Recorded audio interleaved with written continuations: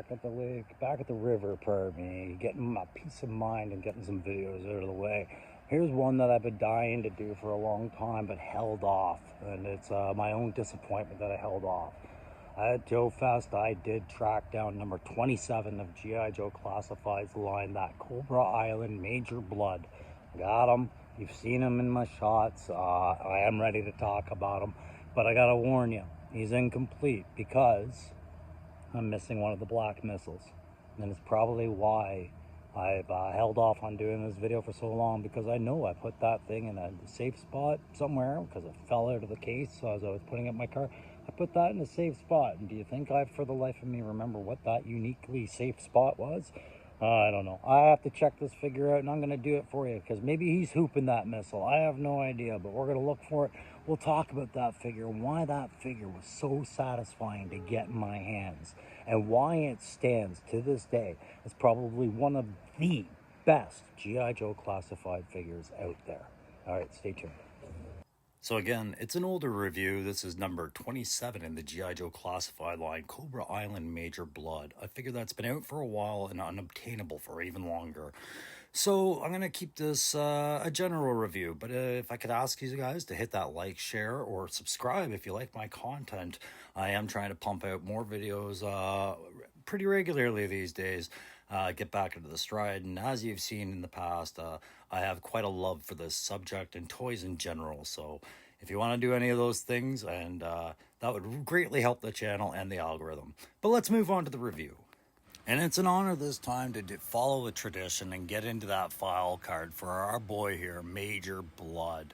The file name is Sebastian Bludd, by the way, and his primary specialty is a terrorist. His secondary is weapons and tactics, and he's from Sydney, Australia. All right, and he's ranked as a major. By now, I like to think he's a general or above. The card moves on to state, Bludd received initial military training in the Australian Special Air Service. Later joined the French Foreign Legion. Worked as a military advisor in a number of countries, and is currently wanted for crimes in Rhodesia and Libya. Proficient with every form of infantry weapon in current use, Bludd has a tactical mind like a steel trap. Qualified expert, all NATO and Warsaw's pack small arms. And then we get into our cartoony part. Major Bludd writes poetry. Badly. A mercenary's job is a heartless one. I'm a soldier for hire, like a pawn shop gun. My ruthless tactics keep you on your toes because I fight them all, whether they're friends or foes. That's from the Attica Gazette. And of course, Attica is a major prison, so we have to assume that that is the Prison Gazette, the magazine meant to entertain the other inmates. So now I'm going to take that moment to make sure that I verbally say thank you to histank.com and to 3DJoes and yojo.com for the images and information that I've thrown into this video. Thank you very much for putting those out there for use. Histank's photos were just too good not to use, and Major Bludd made it easy by being one of the best head sculpts in the game. And as you can see, like I'm a big fan of the movie There Will Be Blood, and I do feel like Daniel Day-Lewis would make an exceptional Major Bludd if there was a Joe movie and he was willing to do such a character. And I credit that to Daniel Day-Lewis having a face that would work for this perfect head sculpt that Hasbro gave us with Major Bludd from Cobra Island. I have yet to see a head sculpt that's better than this one. With or without the helmet on, it's fantastic. And that helmet is a nice little piece of individual kit. I don't ever think I'm going to see that on another character unless they make Major Bludd retinues down the line, but just a great head sculpt entirely, made even better by those removable dog tag clusters that he's gathered up over his career as a mercenary.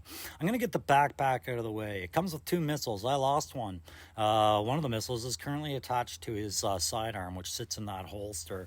I think it's a ridiculous setup, but what can you do? The figure's so cool I can overlook it, but it's just one of those things. And yeah, I think the backpack's upside down in this shot. The torso and body sculpt, the buck is great for versatility and for posing. It's a very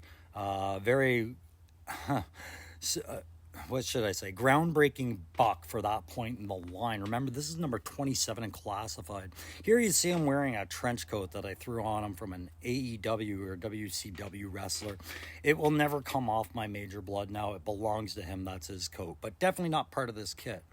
But he's got that armor, that unique armor. Like, this buck is unique into itself, and maybe that's you know why they've held off on ever reprinting it, is just because it's such a rare buck. He's got that exoskeleton arm. Like, it's not a cybernetic arm, it's an exoskeleton arm. His arm got screwed up at some point, but in this, like, that was according to the lore, it was an exoskeleton arm. In this, it does seem like he's got definitely a robotic hand at the end of that arm, so maybe the whole arm is cybernetic at this point. Great detail on the torso, just not the best shot right now, showing it with the armor plating, the way it's all vented and sectional, and then those basic cargo pants really is what we're looking at on the lower part of the body.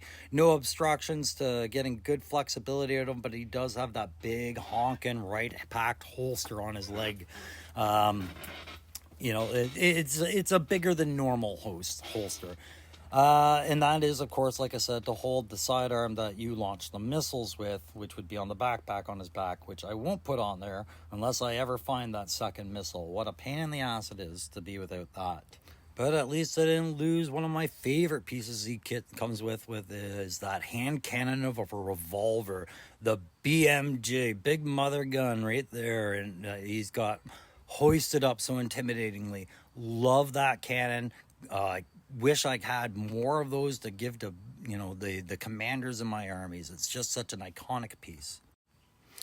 This figure, you know, it's very hard to find without paying an arm and a leg for it, and rightly so. I wouldn't say that about a lot of figures in the classified line. Sometimes the FOMO and exclusivity factor for these things gets a little out of control, but Major Bludd, even with his backpack askew, amateur, he is one of those characters. I would have bought this at the price I got it all day long, every day. I really do actually want to get another one, to tell you the truth, but I know I won't afford it. So hopefully the retro line makes good on one that's as good as this. Again, I think Daniel Day-Lewis would make a beautiful, beautiful Sebastian Bludd. But just to hear him to do bad poetry would kind of suck.